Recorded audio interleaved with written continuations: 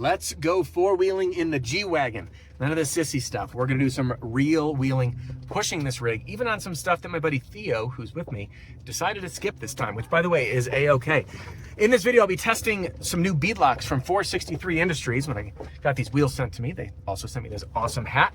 And we've got Theo in his built-up 4Runner on 35s, cruising behind me. We got both our dogs, and we are in for an adventure. If you're new, welcome. If you're not, welcome back. I run this channel for the love of G. So if you're a fan of G-Wagons, off-roading, and more, you're in the right place. Now let's rock and roll. Whee! There's something about off-roading that brings out the little kid in you. Testing out the new 463 Industries beadlocks, and just air down with Morphlate system. Look at that footprint. Is that nice with beadlocks? We are down to 8 PSI. 8 PSI. I cannot wait to see what it's like to run such low pressures.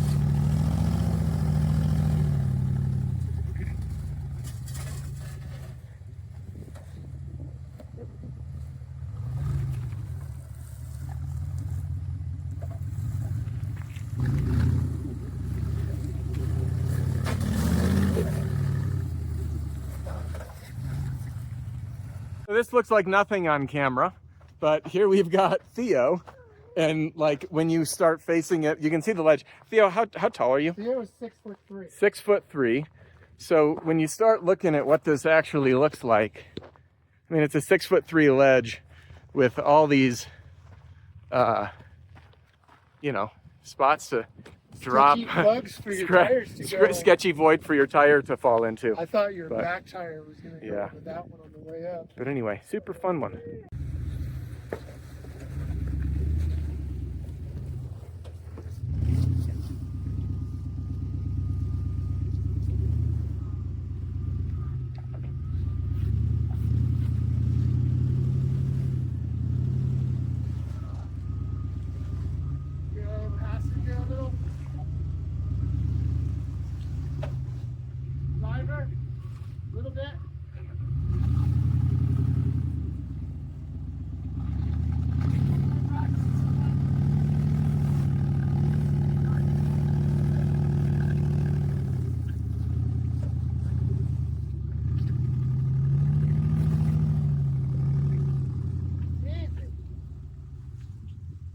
All right, update on the 463 Industry wheel. So far, being able to air down to 8 PSI safely and comfortably, just for the few obstacles we've done, and thank you to Theo's help for spotting, has made a world of a difference. And as you can see, and we're not even aired down that much, but what most people don't realize is without a beadlock, let's say you've got, you're up on a rock or something like this, and the vehicle maybe is off camber, you can peel the bead of the tire off the wheel. But with beadlocks, it's cinched down on this bead, so it won't do that. So anyway, being able to air down has been great. I haven't destroyed these wheels yet, which is fantastic. I think it's too soon for that, but we did decorate the front bumper a little bit more today. I didn't realize that one. This thing is just taking a complete pounding, but you know what? It's lasting. All right, well, there you have it. We're gonna go continue doing some wheeling and having some fun after we get the dogs back in the truck. So where we're at now is a common spot that you'll find on off-road reviews where they're driving up these little ledges. And by the way, I think TFL Off-Road does a lot of testing here. Obviously, running a stock vehicle is different than a built vehicle, but then this is what TFL is calling the Razor Rocks. And what's interesting, if you take a look at their review videos, and we're going to try to give this some perspective because nothing ever really does it justice on camera, but they're generally running between this tree and then the rocks on that side. But we're actually going to take the face of these rocks, and again, in camera mode, it really doesn't do it a ton of justice, but it's about a 3-foot wall heading up. So Theo and I are going to set the camera up and have some fun.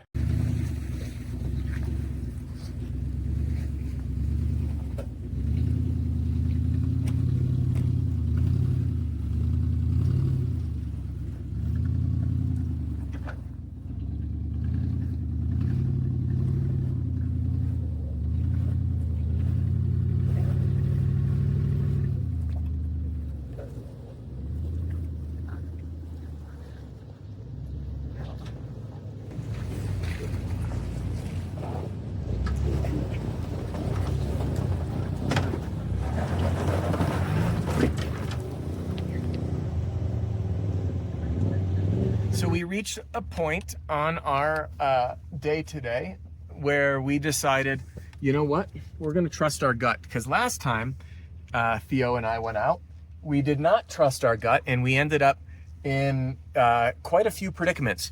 So we're getting turned around as we speak. He's actually turned around already.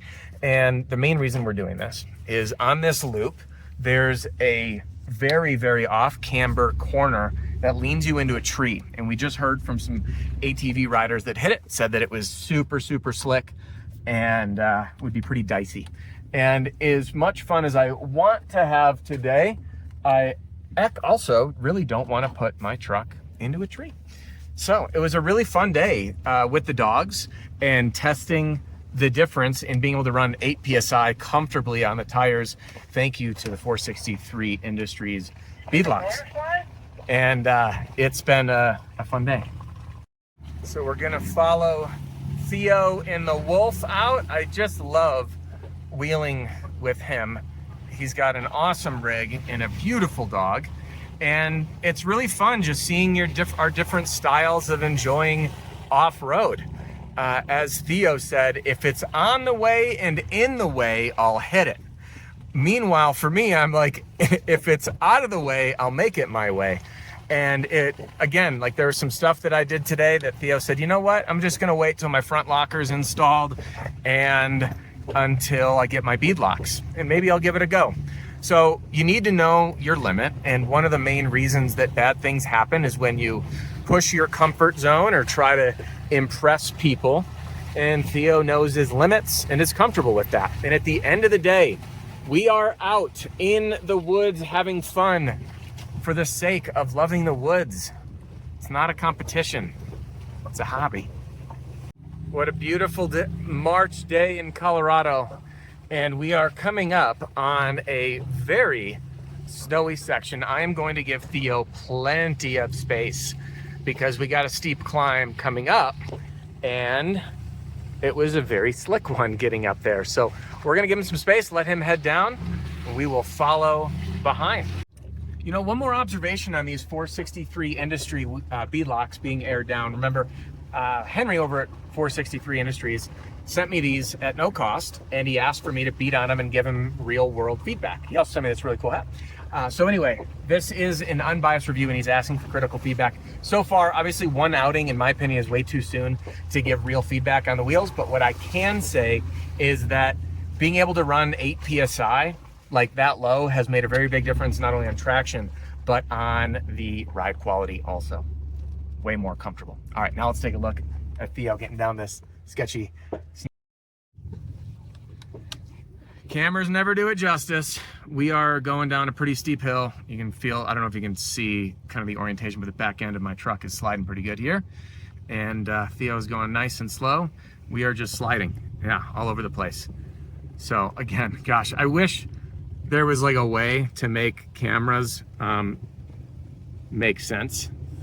Like show you what's actually happening. But you can see his rig bouncing around pretty good. There's something about this spring slushy snow that with these really warm days that we get, right now it's 40 degrees out, we end up with a layer of ice underneath. So you just don't know what you're gonna get. It could look like nothing, but because it will freeze at night and get into the 20s, this time of year is just really suboptimal.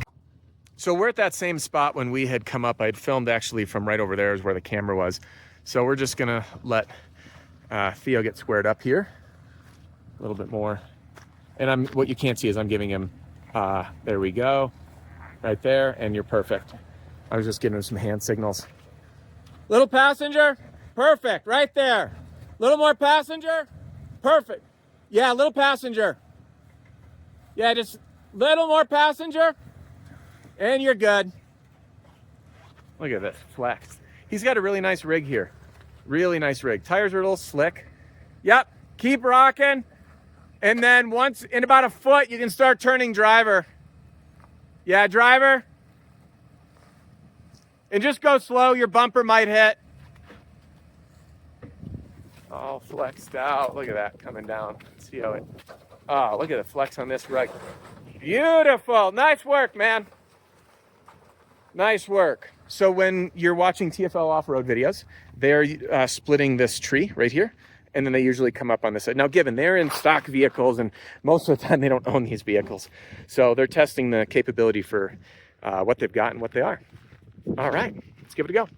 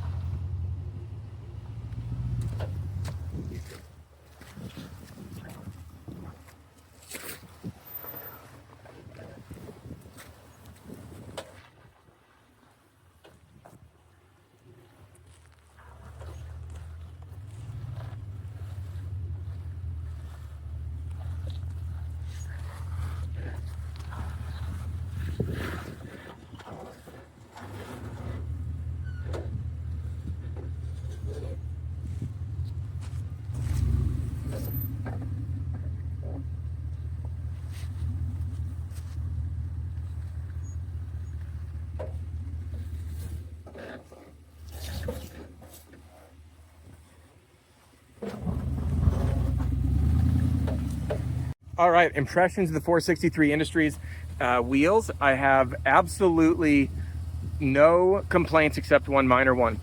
And it's actually because, so the valve stem is recessed, so you can't shear it off on the side of the wheel, which is awesome. The downside is to use these Morflate systems, you have to squeeze this collar up. So when we get it back in here, let's see if we can't do that.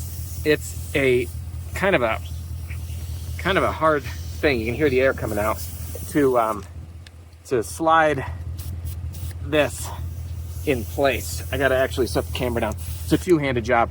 So anyway, there's just not enough working room to slide this up over there. It's doable, just takes a little bit of time.